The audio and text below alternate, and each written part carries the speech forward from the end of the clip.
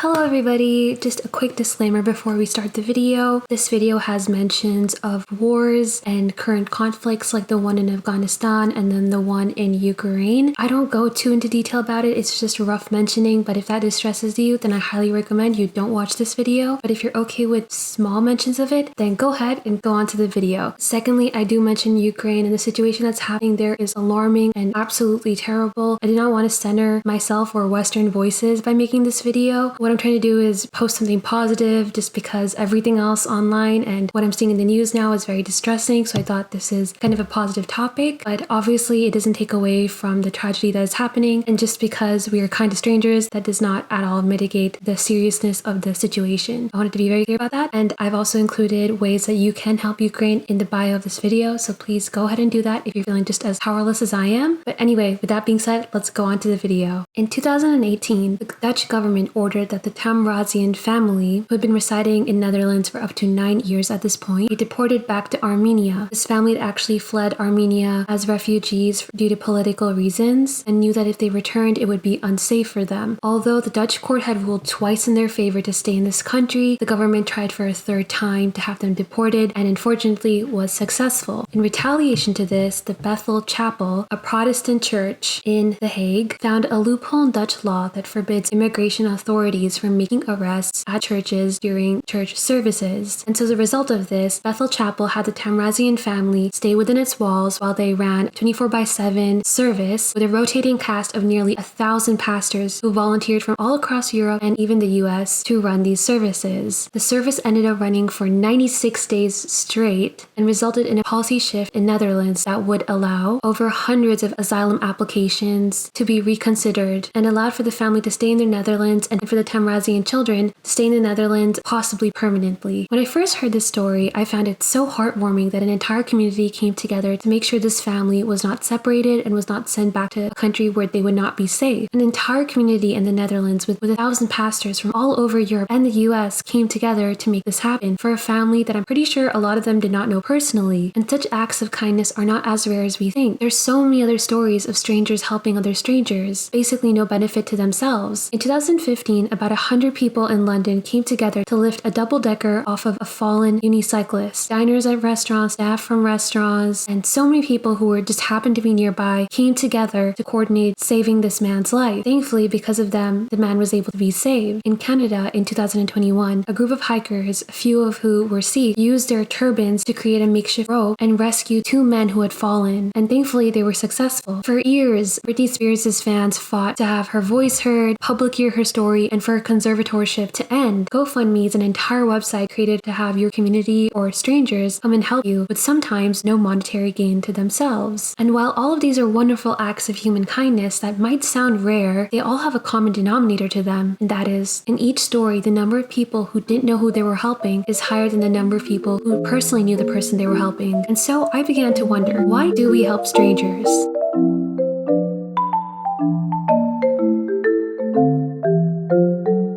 Hi, my name is Hana Haki, but my friends like to call me Han, so you can call me that too. And today I'll be talking about why exactly we help strangers. One big reason why I wanted to talk about this was because I feel like we're currently in a spot in our news cycle and with what's going on in the world where it can be very depressing to go on social media or just to do anything. On February 24th, Russia invaded Ukraine. I remember waking up to this news and feeling absolutely terrible. I wish there was something I could do, something that was of value. And a big reason why I wanted to make this video was because I noticed that both in the time that this happened and also what happened with Afghanistan, I really wanted to do something to help the people in these countries, but I literally don't have the resources to, or I just didn't know how to help them. Because of our news cycles, we're constantly seeing this inflow of very distressing news, videos from the countries, and stories of people who live there, and it can make you feel like you actively want to help them. And so I'm hoping that this video, while I'm sure it's not going to help anyone who's actually being affected, can help bring some positivity. I found out the news about what happened to Ukraine. One of my friends ended up calling me, and they were in tears. They just just couldn't believe it had happened, and they were just so affected by it. And my friend is not Ukrainian. They don't know any Ukrainian people to my knowledge, and they're not personally impacted by this. And they just happened to say, I wish I could do something. I wish I could help them. And I was feeling this very intensely too. I was just lying in bed thinking, oh my God, I wish I could do something. I know all of this is happening, but I just can't do anything. And our reaction isn't at all unique. People all across the world are feeling this way and have been feeling this way a lot of times when we learn about a lot of distressing situations that arise. And that got me thinking, why is it that sometimes when things happen miles away from us to people we don't know, who don't speak the same language as us, who haven't grown up in the same environment as us, who might have vastly differing opinions to us, when something happens to them, why are we so deeply impacted by it? And why do we feel this sense of wanting to help them so badly? Now, I'm not trying to criticize that. I think that sense is great. It's good.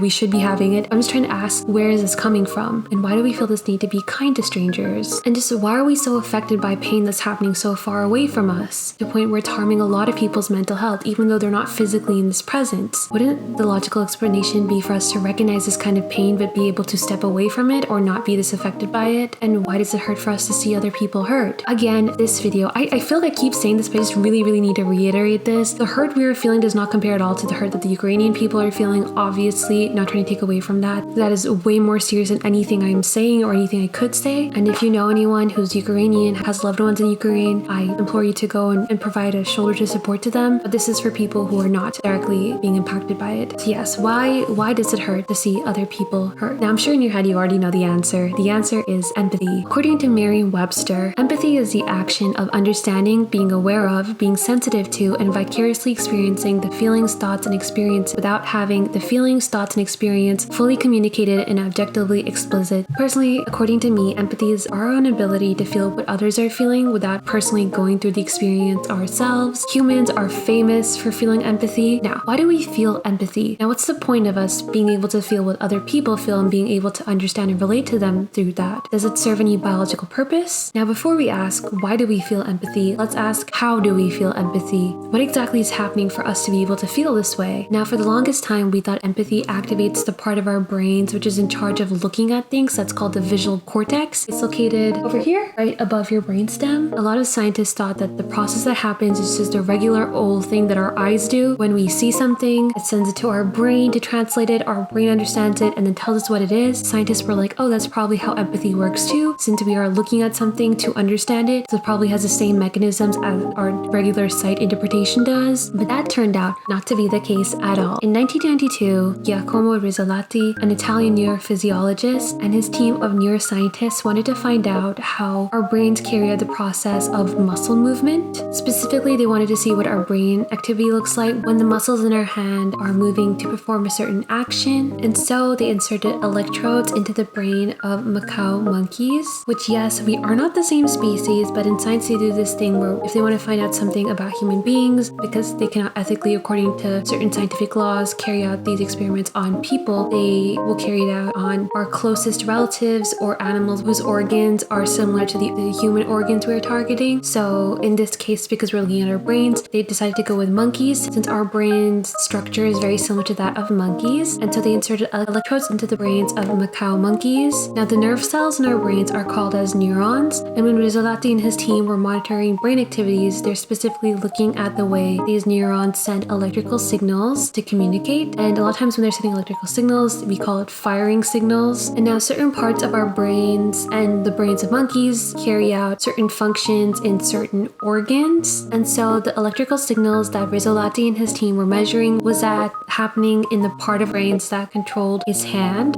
and that were activated when the monkey would reach for things and perform similar hand-based tasks. Why did I just point at my hand? Everyone knows what a hand is. And so now while they were doing this, their entire hypothesis was to see if that part of the monkey's brain that they thought carries out the activities in their hand was sending electrical signals. And while they found that this hypothesis was correct, their observations revealed something else very interesting. Now, one of the days, Rizzolatti and his team happened to be taking lunch in their lab, and while they were eating food, they noticed that the macaque's brain activity would spike up when they were grabbing their food and bringing it to their mouths. They found that the same neurons in the monkey's brains that were firing when the monkey was performing the action of grabbing things and bringing it to its mouth were also firing when it was looking at the scientists grabbing the food and bringing it to their mouths. This meant that the monkey's neurons that were firing when it was performing an action were also firing when it was seeing the same action being performed. And this was revolutionary finding. The fact that the parts of this monkey's brain were firing when it was eating were also the same parts that were firing when it was looking at someone doing the exact same action was a revolutionary finding, especially since when the macaw was doing this, its own hand wasn't moving. Now, on deeper observation, they found that the neuron that was doing this was slightly different than the nerve neuron that was in charge of moving the muscle, even though it was in the same area, and that this neuron is now called a mirror neuron. Now, mirror neurons for a little while were kind of a controversial subject, but after doing multiple other studies on human beings, scientists found out that even human beings might have mirror neurons in their head. They're called mirror neurons because they're literally mirroring the same firing that happens when we perform the same action as what we are observing. I hope that made sense. I just said a lot of words together. And now actually, because of the high likelihood that mirror neurons exist in human beings, they've helped form the basis for understanding of how we learn through imitation a lot, like when we're babies and we're watching our parents do something and then we repeat the action. Mirror neurons are what's helping us do this thing and helps us learn through imitation, and that they perhaps, and this is where mirror neurons actually make sense of the entire video, help with empathy. Now, how they help in empathy is that when someone is feeling a certain way and we're seeing them react to something or we're seeing them go through something and we're feeling empathy, it's because those mirror neurons are kind of creating the same emotion or a simulation of an experience of that in our heads for us to be able to understand about what's happening, and therefore we are also experiencing the same thing, obviously not at the same magnitude because we are not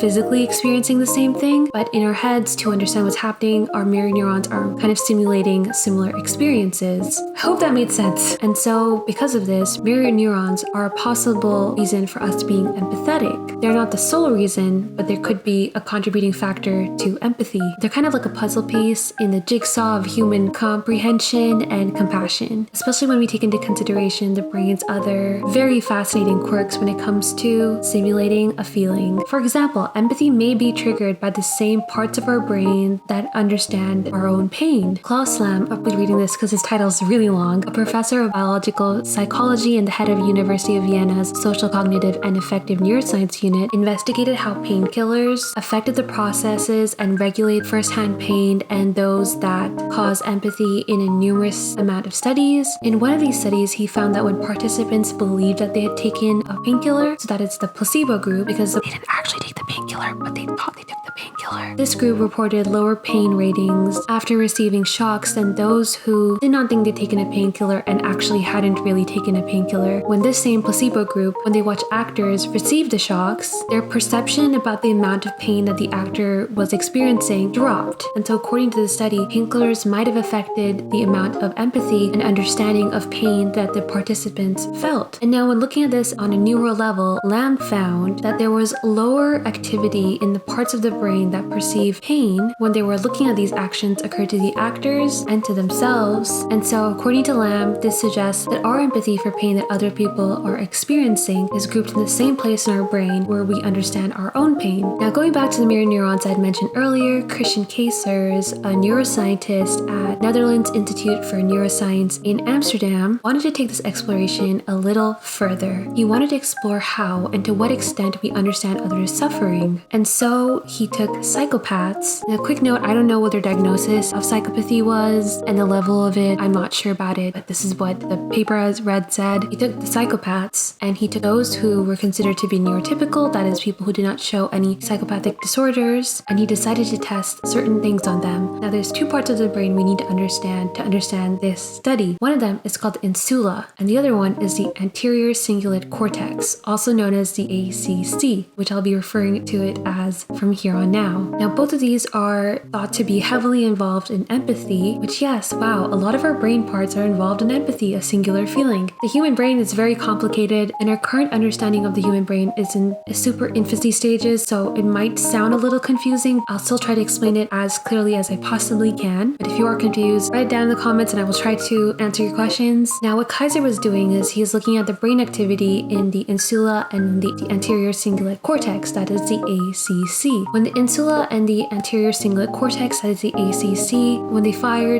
that's when we start feeling empathy, and the rate at which they fire shows us how much empathy we're going to feel. Now, Kaiser figured this out after he looked at these two sections in the brain of psychopaths and realized that they were firing way less than how much they fired in the brains of non-psychopaths. However, when he asked a group of psychopaths to empathize with the subject that they were looking at a little more, he found that both the rates of firing in the insula and the ACC increased, which means that the psychopaths were beginning to empathize more with them, which suggests that when we humanize individuals, we have a tendency to feel more empathetic towards them and are able to empathize with them much better. Okay, now that was a lot of brain sciencey stuff, but how exactly does that answer why we are kind to strangers? It seems to more explain the mechanisms behind it, and how exactly does that help with the entire purpose of this video? And to that I say, great question, thank you for asking that. You've helped me transition to the next part of this video, and that is, okay, so we're empathetic, now what? Or the more professional term for it, exploring empathy. Now that we know the biological processes behind empathy, a good basis to begin exploring and answering this video's entire question is, what's empathy's general purpose? Now, a little known scientist who I'm pretty sure you've never heard of is Charles Darwin. That guy, you know, the super underground scientist. Can you describe scientists like that? You might be familiar with his super underground theories of evolution and survival of the fittest. Well, I'm here to tell you that what you think is incorrect. Before I get to that, a quick question.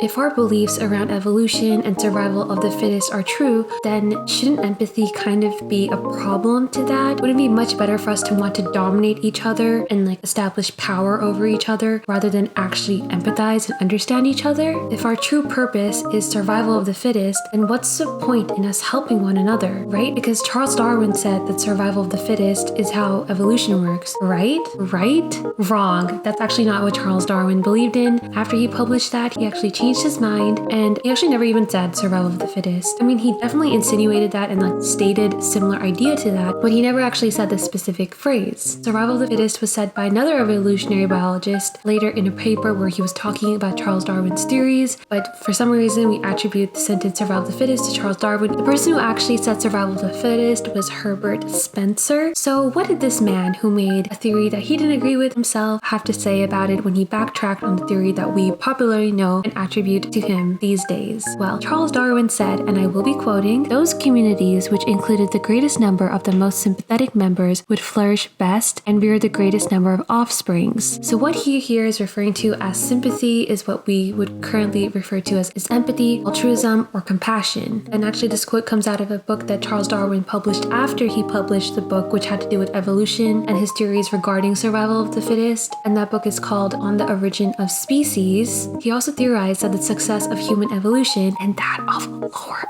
animals, which damn, ouch on behalf of the lower animals, was dependent on the evolution of compassion. In other words, he says that the success of human evolution is dependent on the evolution of compassion, and as human race evolved from small tribes to larger civilizations, concerns of well-beings of others extended to include not just strangers, but all sentient beings. Now, that's Charles Darwin, the father of evolutionary biology, and he called compassion in his book the almost ever-present instinct that we all share. And so maybe instead of saying survival of the fittest, we should say something like survival of the most compassionate or survival of the most collaborative, because like he said, our entire evolution is dependent on our ability to care for one another.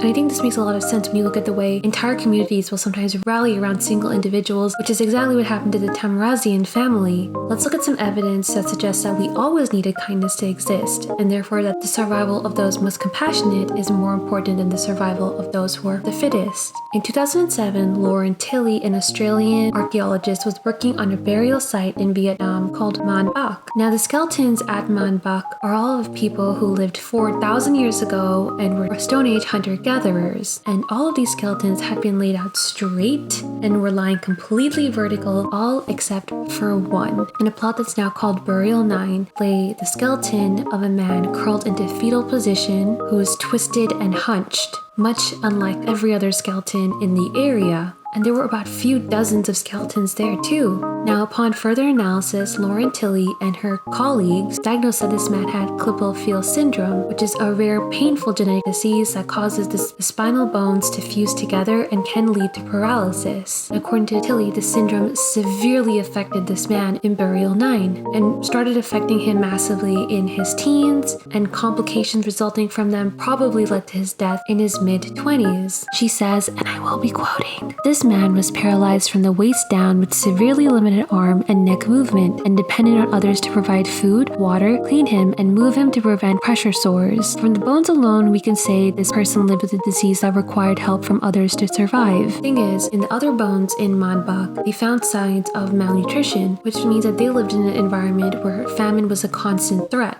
And so, according to Lauren Tilley, in a small society which was very stressed, that means somebody who couldn't contribute, go out hunting, or undertake a lot of tasks was supported, accommodated, and adjusted to. That tells us people mattered, they were valued. And now, this tells us that the man lying in Burial 9 in Manbach in Vietnam was cared for by his community. His community showed him kindness and care and was there for him and probably helped him live until his mid-20s. And this case isn't as unique as you would think. We found so much evidence of people doing this throughout history, from Brazil to Florida, from Ireland to Italy, from the Peruvian mummies to medieval European skeletons. We've found so much evidence of human empathy and kindness throughout history. We aren't as cruel to each other as we think we are. In fact, we even found a 4,500-year-old skeleton of a Neanderthal man called Shanidar I, who was missing his lower arm, hand, had a bad limb, was partially blind and deaf, and yet this man lived well into his 40s, in a time when 40 was a pretty old age, all thanks to the daily help, kindness, and empathy of the people around him. Kindness is as integral to humanity as just our general functioning. I think a lot of times when we think about prehistoric people or people who lived in the past, we think about them as being cruel, as taking each other out because it was survival of the fittest, and because they were just very competitive, and we don't often think that perhaps the reason why we have the ability to be kind to others is because they were kind to others and they made sure to pass these traits down. Perhaps the reason why we live in communities where we support each other and where we rally around each other is because that's exactly what our ancestors would do too. And now these examples are documented examples, are evidence that we can see through the bones and the structure of the way these skeletons were laid down to rest. I'm so sure there's probably multiple examples throughout history that we cannot see because we don't have the technology that's able to record these, or because they've disintegrated with time. I like to think that despite human cruelty and how incredibly evident it looks like, especially when we talk about like older civilizations and in the way we depict older civilizations, there was just as much kindness as there was cruelty. Anyway,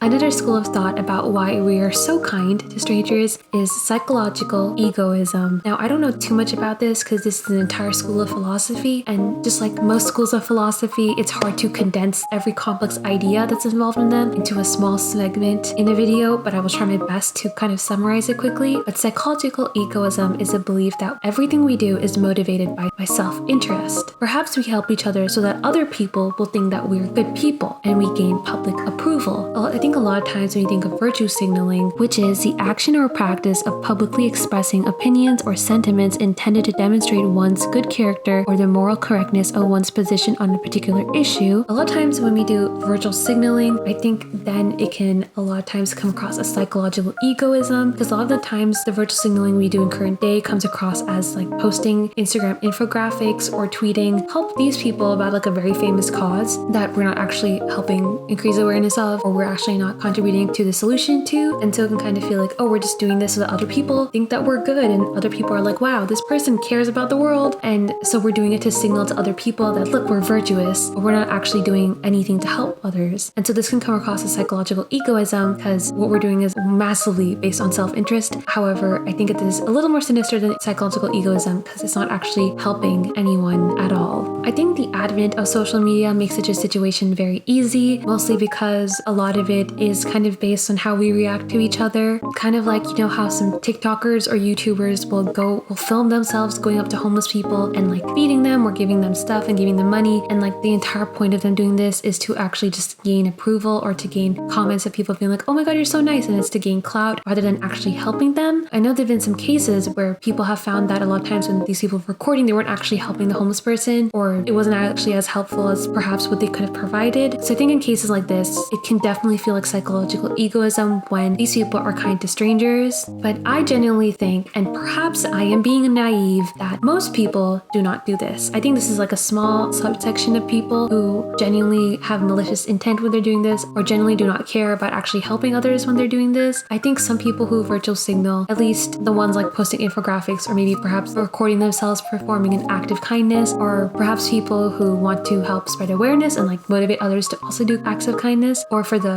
initial one that is posting Instagram infographics or just tweeting about something rather than actually actively doing it. I think a lot of people who also do this tend to be people who don't know what else to do or don't know what resources are available for them to help. So I think one way to avoid just virtue signaling and not actually doing anything beneficial to the cause you are talking about is to actually donate to the places you are posting about or are trying to physically help the people you are talking about. But I understand that that can be a hard thing sometimes, and that's why I think this is a very complex issue that I am super simplifying right now in this tiny part of the video. But yes, psychological egoism is another potential reason why some people think we are kind to strangers, and this is a very complex psychological question that I don't know how to answer. Perhaps I am optimistic and naive, but I do think most people are good. But I like to think that we do help each other with no benefit to ourselves, even in times when like no one else knows about it, and even in times when psychological egoism wouldn't be fulfilled. And even if it is fulfilled, even if helping others perhaps serves your self-interest in ways of making you feel better about yourself or just making you feel happier with your life, I don't think that's so wrong, because I do think there's like way worse things you could be doing to feel better about yourself. Or maybe you could be one of those people who feels better about themselves by hurting other people, which is not a vibe.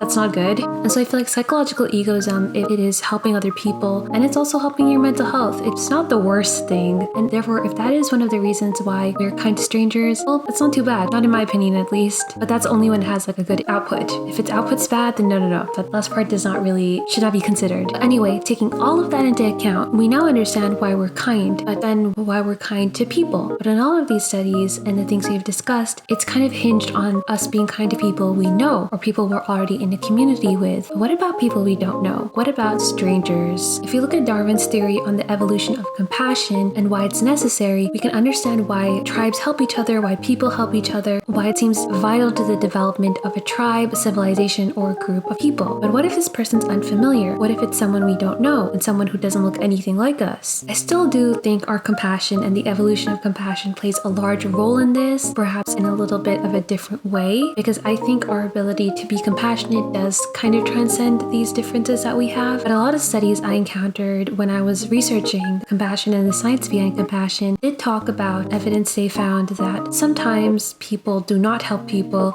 or are not that compassionate or empathetic towards people who do not look like them or are not from similar backgrounds as them. Now, I'm not going to go too into detail about this because I do want to keep the general vibe of this video positive, and also because I do not think that the evidence is so overwhelming that it does kind of shadow all the other positive evidence I have found. But if you are interested in learning more about these studies, feel free to go down in the bio of this video. I have included all my resources. Regardless of these studies that did show this, there's a massive amount of evidence out there, and once we are humanized, or once we humanize these subjects that seem so different from us, we tend to feel an increased amount of empathy we feel towards them and how we're able to empathize with them. Like in the earlier experiment I talked about where they tested the brains of psychopaths and found that the insula and the ACC showed higher rates of activity when the scientists made the psychopaths humanize the subjects that they were watching, then they felt more empathy towards them. And perhaps it's difficult to empathize with people that you believe you're fundamentally different from without really giving the opportunity to do so. But once it's done, we are compassionate despite our differences. I think that this is why a lot of times when there are groups that tend to be more homogenous in the way they think, they'll look, and based on their backgrounds, they can have some polarizing opinions. But a lot of times when they're made to humanize those they think as others, by talking to them, by getting to know them, by learning of their struggles and their feelings, and being able to see that even though they might not particularly be that similar in the way they look and their backgrounds and where they're from, they're very similar in how human they are and the way they feel and their emotions are. A lot of times in these cases, even someone from an incredibly homogenous group will tend to be able to empathize with the person who's different from them. Now, that's not always the case, but I think that happens for a lot of people. And I think now with the advent of social media and global entertainment and our consumption of it, we're exposed to people who are so different from us from different parts of the world world who speak different languages, and we're able to understand each other and see that we're actually not that different at all. It becomes easier for us to humanize each other and therefore empathize with each other and show compassion.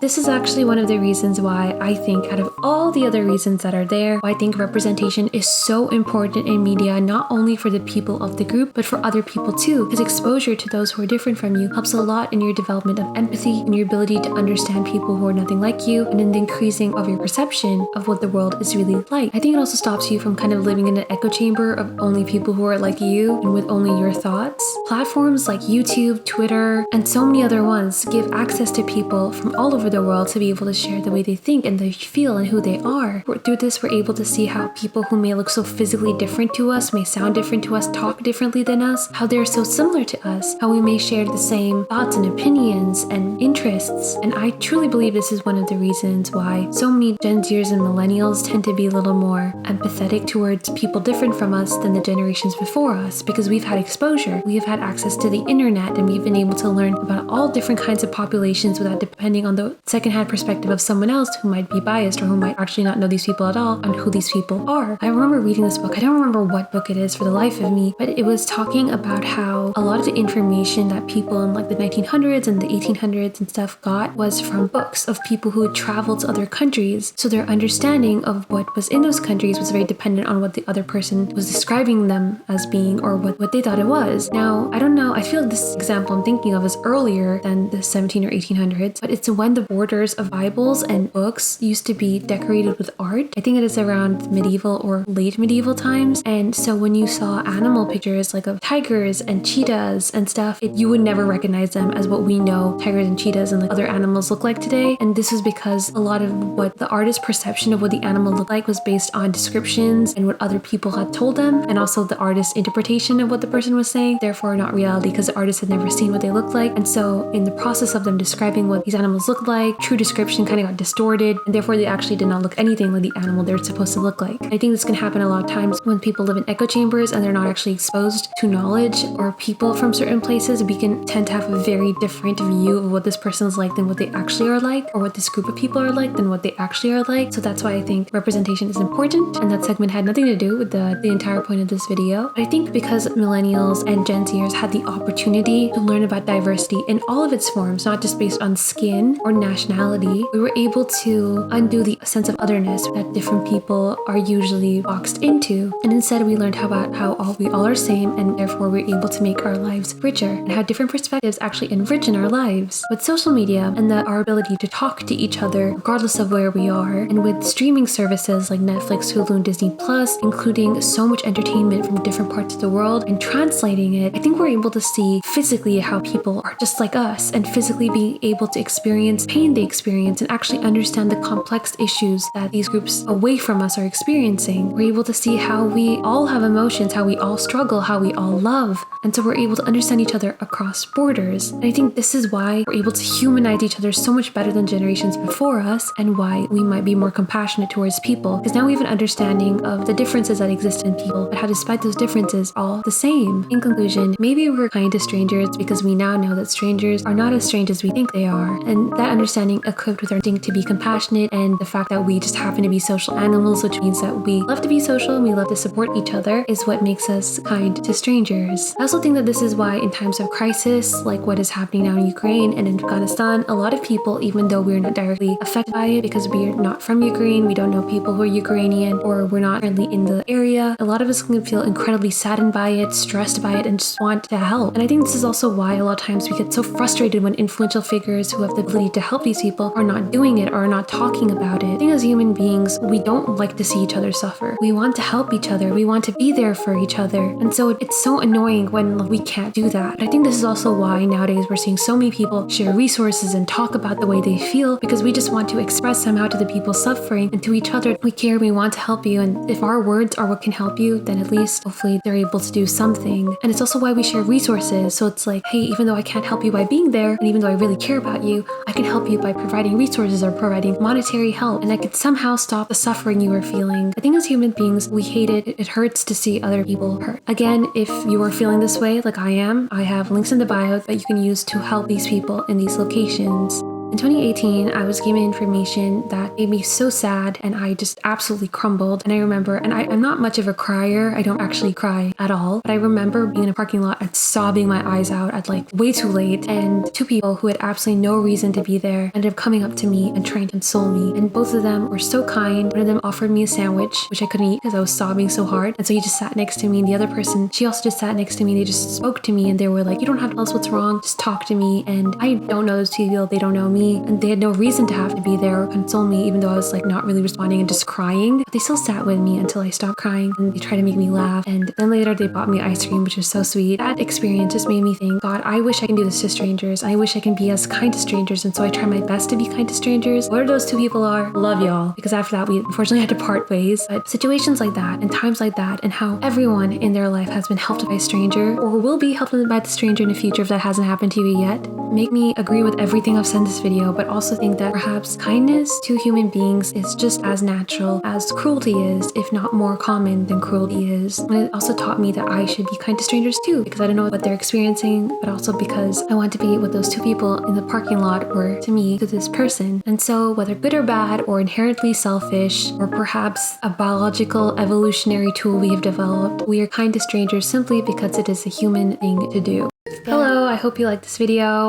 It was very random. I don't actually know if it even made sense. I just had a lot of thoughts about kindness towards strangers and I really like it, and I feel like perhaps I didn't explore this very well or it just was all over the place, so I apologize for that. Again, this video was made in the hopes of kind of putting something positive out there because of this everything around us. News media cycles really sad right now and everything we're seeing online is very sad, and so just was hoping to put like something positive, just to all this feeling of helplessness and sadness be lessened. But besides that, I hope you enjoyed the video. If you do have another perspective on why we are kind to strangers, feel free to let me know in the comments below. I love to read all your comments. All of you leave such nice comments. Like, y'all are amazing. And again, thank you so much for 100 subscribers. Whoa, oh my god. We could be the tribe that developed compassion as a biological evolutionary tool. That could be us. 100 of us. We did so well. Yes, thank you so much. Again, like I said a million times in this video, I really appreciate your support. It means the world to me. And if you would like to continue supporting me, feel free to like this video, subscribe, or leave a comment. And I hope you have a lovely day. Thank you again for 100 subscribers. What? That's a lot. That's a lot of people. If we had a mini concert, we would not fit in my house anymore, y'all. If all of us were physically present, we would not fit in my house. We would have to rent a small location, which is crazy. But thank you so much for your support. I hope you have a lovely day. Continue to be kind to strangers, and that stranger can be you, so be kind to yourself if you cannot be kind to another stranger, you know? And I will see you next time. Bye! I feel like that legend of the girl who wears a ribbon around her neck and she marries this dude, and then when she's about to die, he like pulls it off and her head rolls off. The ribbon's giving very much. If I pull this off, my head will roll off and you'll be like, oh my god, she wore that to hold her head together. Yeah, this gives those vibes.